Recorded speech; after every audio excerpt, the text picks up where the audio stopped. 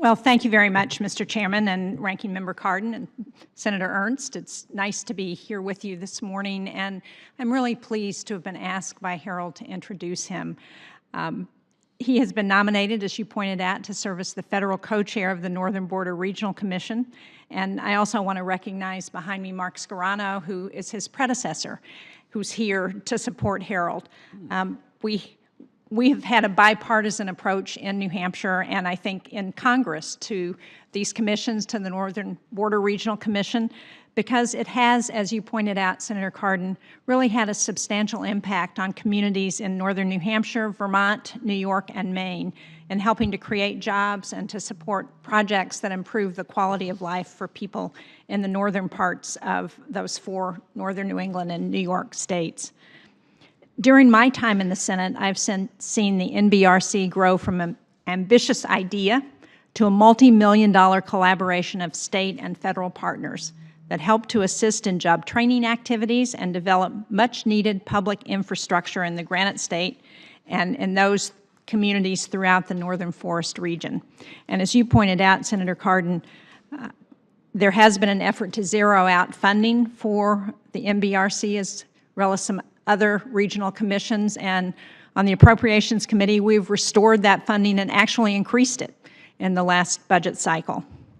To continue the great work of the Commission, the next federal co-chair must have an extensive knowledge of the region, a clear understanding of the challenges it faces, and an insight into its potential for growth in the future.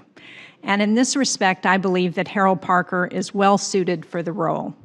Throughout his tenure in state and federal government, Harold has worked in many capacities that require deep engagement with New Hampshire's North Country communities. In his current role as Special Assistant to the Governor for Intergovernmental Affairs, Harold focuses heavily on issues of trade, security, and the economy. Right now, he's spearheading an effort to craft an economic policy agreement between the state of New Hampshire and the province of Quebec that would promote opportunities for businesses in both countries to grow across our international border.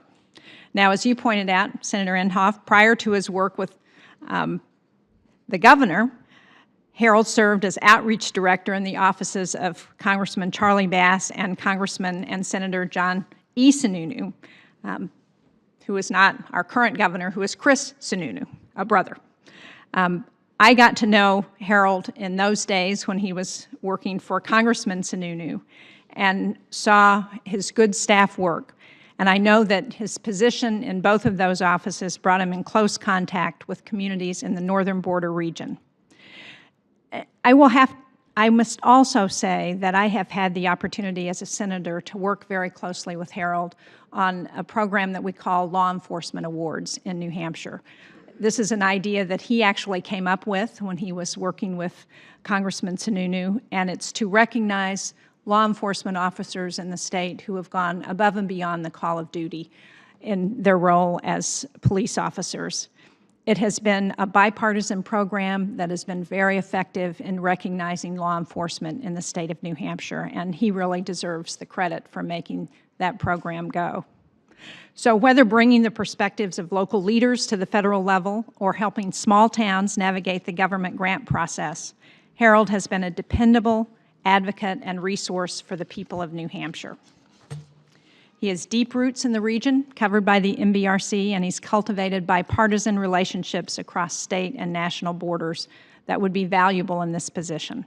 So I hope that the members of this subcommittee will agree with me that his experience and expertise make him well suited to serve as federal co-chair at the NBRC. Thank you very much, Mr. Chairman. Well, thank you, Senator